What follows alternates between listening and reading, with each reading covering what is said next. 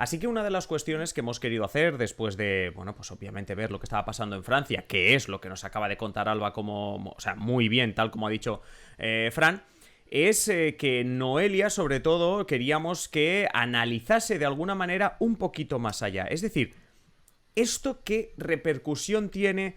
¿Esto qué implica para la calle, ¿no? La calle, cuando se habla de la calle, esa implicación sobre posibles protestas sociales, el contagio que puede haber más allá de Francia, ¿qué implica para la clase trabajadora este tipo de movimientos? Y no sé, Noelia, leyendo un poquito el guión que te habías preparado, veo un poco pesimista desde el punto de vista de la clase trabajadora, ¿no? Sí, bueno, yo creo que es uno de los debates que más podemos oír aquí en España. Últimamente también el presidente ha hecho bastantes veces alusión a las clases trabajadoras y siempre nos vemos ante el debate de qué es la clase trabajadora, que mucha gente dice, bueno, esta persona es rica pero trabaja, también hay gente que no trabaja, ¿no? Esto es algo también importante de tenerlo en cuenta. Pero bueno, sí, digamos que el amplio de la sociedad trabaja, pero digamos que no todas entran en la acepción de clases trabajadoras, clases medias o clases bajas.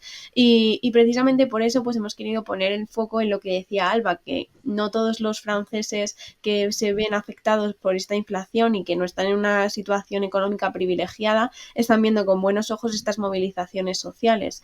En algunas ocasiones porque se piensa que no se va a conseguir solucionar nada y en otras situaciones porque se llevan a cabo comparaciones de, bueno, estas personas no están tan mal, sobre todo al inicio de las protestas con los de la petrolera se decía, bueno, es que hay algunas personas que cobran 5.000 euros al mes, ¿cómo se pueden estar quejando? Bueno, pues esto es lo que decimos siempre, ¿no? Al final una media seguro que no es lo que cobran otro personal de abajo y aunque al principio puede sonar llamativo, si estamos medio puestos en este entorno o si habéis tenido contacto con la ciencia política en sí, pues bueno, es una brecha siempre abierta, siempre se busca ahondar en qué es esta clase trabajadora y por qué la gente no se ubica bien o por qué ninguno sabemos en general, ¿no? Porque no hay unas fronteras claras de, oye, para tú decirle a tu vecino Paco, oye, es que tú eres de esta clase, es como una frontera difusa.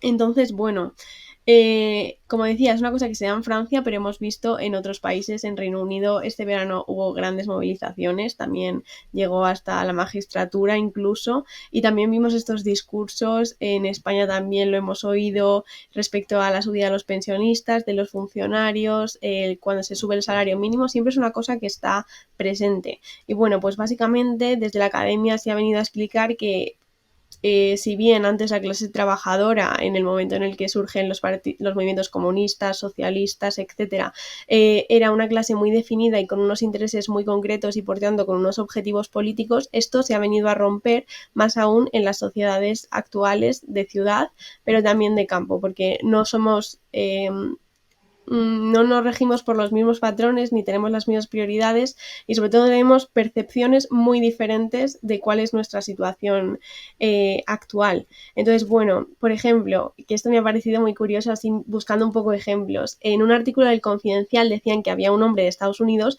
que cobraba $400.000 al año y decía que él era clase trabajadora, que era clase media porque él tenía que trabajar para llevar a cabo su vida, ¿no? Y claro, pues esto al resto de los curritos, pues decimos, oye, igual tú, clase media, y claro, pues nos surge la pregunta en plan, bueno, si esta persona es clase media, ¿qué seré yo? Bueno, pues para eso hemos acudido a otros datos, y es que según los datos del primer trimestre de 2020, eh, el 24% de los votantes que se consideraban clase media tenían unos ingresos netos mensuales entre el 1.200 y 1.800, que bueno, esto podríamos pensar, bueno, igual se aproxima más en cuanto a salario. Ahora ahondaremos un poco más en eso, pero me gustaría destacar que había un 19% de las personas encuestadas que cobraban entre 900 y 1.200 euros que también se consideraban clase media. Que ojo, con 900 euros clase media. Y yo me pregunto, ¿qué será la clase baja? Eh, Correcto. entonces, bueno, sí que es verdad que, como decía, no hay consenso y muchas veces se dice que el nivel económico en sí no define la clase media, ¿no? Se supone que también tienes que tener una serie confort en tu vida, poder permitirte un ocio, unas vacaciones, todo esto como sin ningún esfuerzo, y eso sería la clase media. Y por no quedarnos ni en Francia ni en España, me ha parecido oportuno acudir a un autor que se llama Owen Jones, y él escribió un libro que se llama Chaps, y entonces él analizó cómo había evolucionado la clase obrera en el caso de Reino Unido, y por eso mencionaba las protestas de este verano. Y entonces, ¿qué son los chaps? Pues sería como la clase baja, lo más baja, como la gente de los suburbios, ¿no? Y entonces él lo que viene a explicar es que se ha destruido a nivel político el concepto de la clase baja, de manera que se ha creado como este marco en el que es ese estrato de gente, pero desde un sentido peyorativo, por el que el discurso neoliberal al final ha relegado a esas personas como, bueno, están en esta situación, pero porque no han luchado, ¿no?, por salir de ahí, etcétera. Entonces, bueno, es lo que criticaba este autor, y decía pues eso, que al final se ha transmitido la idea desde la política, que creo que es algo que podemos aplicar también al caso de España o al caso de otros países europeos, de que todos somos clase media por tener una casa y un trabajo y ya. Y como esto tiene consecuencias políticas, porque esto lleva a que la gente se sienta frustrada. Por tener un enfoque más amplio, también he revisado los datos de la OCDE. Y es que antes, por ejemplo, tener una alta cualificación te garantizaba, en principio, formar parte de la clase media. Y este porcentaje ha bajado. Pero es que aún más revelador es que el tener una cualificación intermedia... o sea, las probabilidades de tener una cualificación intermedia pero ser clase baja han aumentado en 14 países en los últimos años, desde los años 80. Y esto también es relevante porque, como decía, muchas veces, y es lo que decía Owen Jones, estamos en la idea de que todos somos clase media y que la clase baja ha desaparecido, cuando realmente en los últimos años lo que ha pasado es que se ha ensanchado increíblemente, y realmente lo que está desapareciendo es la clase media, ¿no?, porque se han incrementado las distancias. Y precisamente el informe de la OCDE lo que alertaba es que este sentimiento de frustración a nivel político, que también preguntaba Adrián por las consecuencias a nivel político, pues es que alimenta los sentimientos nacionalistas, antiglobalización, por esta desilusión, y esto también merma el compromiso político, se puede traducir en desafección, discursos anti-establishment, y bueno, es un poco el votante furioso que en principio pues es el que alimenta a la extrema derecha. Y ya pues por terminar, España es, según estos estudios, el único país junto con Suecia donde casi toda la población que ha abandonado la clase media ha pasado a ser clase baja. Tremendo dato. Al final es lo que tú dices, va desapareciendo la clase media. Me parece un tema súper importante, y me parece que es decir, igual que la tensión social en Francia, en las huelgas, es lo que te va a aparecer siempre en los medios de comunicación y en las portadas, este tema no se habla tanto.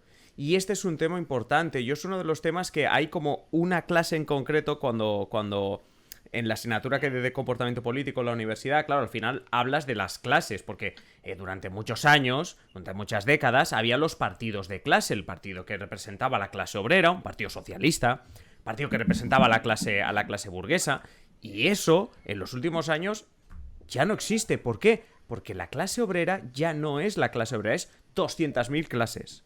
El autónomo urbanita que cobra lo mismo incluso que el industrial, que el que trabaja en la industria o el que trabaja, es que no son la misma clase. Y sobre todo una cosa muy importante que señalaba Noelia, que es que no se sienten de la misma clase.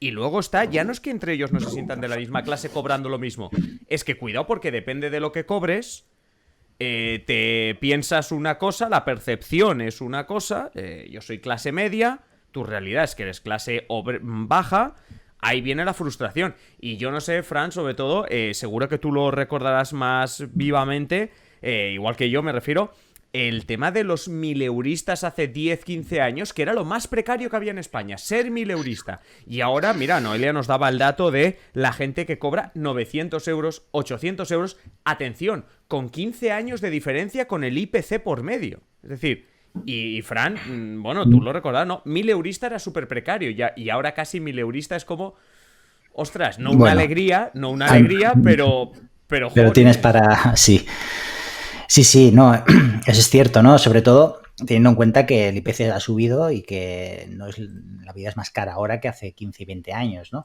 Yo también hacer dos apuntes de la intervención de Noelia sobre esta docuteca del libro de Wayne Jones, muy recomendable, el de Chaps, y también en esta línea recomendar otro de Tony Judt, un historiador, murió hace unos años, que es Algo va mal, en el cual pues hacía esta reflexión de esta demonización de la clase obrera, en la que pues casi se les acusa de que si no tienen trabajo es que es por su culpa, ¿no? Si eres tonto es que es tu culpa.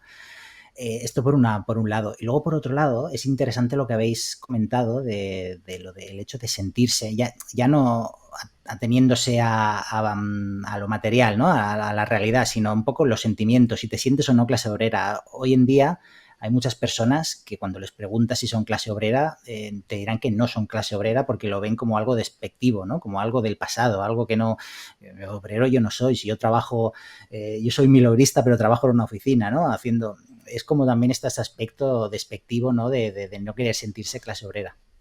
Sí, además que la autoubicación, que eso también es otro aspecto que se estudia mucho dentro de la ciencia política, está basada en la percepción que tú tienes de tu entorno. Entonces, como todos conocemos a personas que están en una situación económica mejor, que pueden permitirse mejores vacaciones, etcétera, y gente que está mucho peor, pues es que todo el mundo a priori se considera clase media. ¿Por qué? Sí, sí, Pues no, ¿dónde no. estás? En el medio.